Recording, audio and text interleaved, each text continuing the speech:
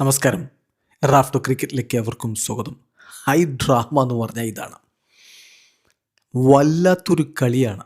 അവസാന ഓവറിൽ LSGക്ക് ജയിക്കാൻ വേണ്ടിയിരുന്നത് 17 റൺസാണ്. കാർത്തിക് ത്യാഗി പന്തെറിയുന്നു. 2 നോ ബോളുകൾ, high full toss no ball, free hit വരുന്നു. ഒരു ഘട്ടത്തിൽ 2 ബീമറുകളല്ലേ, അതുകൊണ്ട് ബൗളറെ മാറ്റണമെന്ന രൂപത്തിൽ പോലും അമ്പയർമാർ തമ്മിൽ ചർച്ചയായി. അനുകൂൽ റോയിയെ വിളിച്ചു. പക്ഷേ രണ്ടാമത്തെ ബീമർ അല്ലെങ്കിൽ ഹൈ ഫുൾ ടോസ് പ്രശ്നമില്ല, ആ നോ ബോൾ പ്രശ്നമില്ല, അത് ഡേഞ്ചറസ് അല്ല എന്ന് പറഞ്ഞുകൊണ്ട് കാർത്തിക് ത്യാഗി തന്നെ കണ്ടിന്യൂ ചെയ്യുന്നു. അവസാന പന്തിൽ സമനിലയാവാൻ സിക്സർ വേണം. മുഹമ്മദ് ഷമി സിക്സർ അടിക്കുന്നു. കളി സമനില. സൂപ്പർ ഓവറിലേക്ക് പോകുന്നു. സൂപ്പർ ഓവറിൽ ബാറ്റ് ചെയ്യാൻ വേണ്ടിയിട്ട് വരുന്നതാരാ?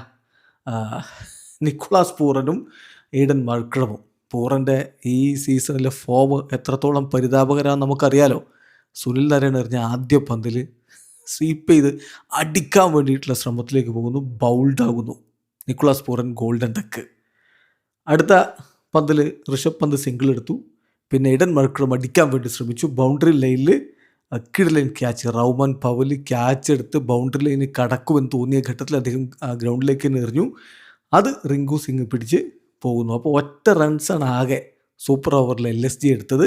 അനായാസം KKRനായിട്ട് റിങ്കു സിംഗ് ബൗണ്ടറി അടിച്ച് കളി ജയിച്ചു.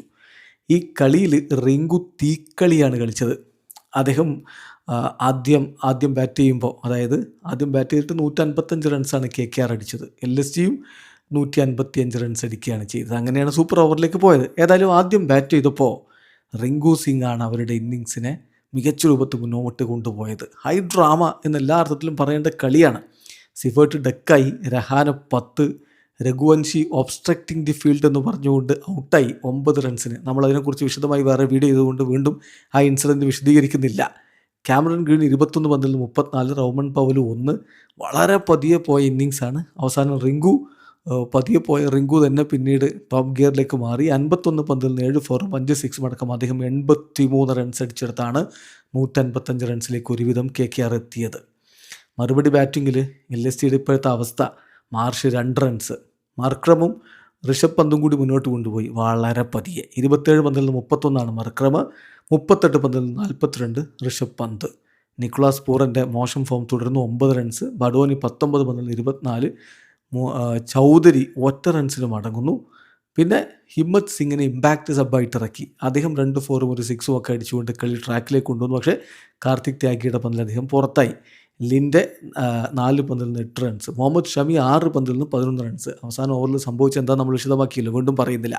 അങ്ങനെയാണ് 155 സമനിലയായതും പിന്നെ നമ്മൾ പറഞ്ഞ സൂപ്പർ ഓവർ സംഭവിച്ചതും. എന്തായാലും ഒരു ത്രില്ലർ പോരാട്ടം കണ്ടു.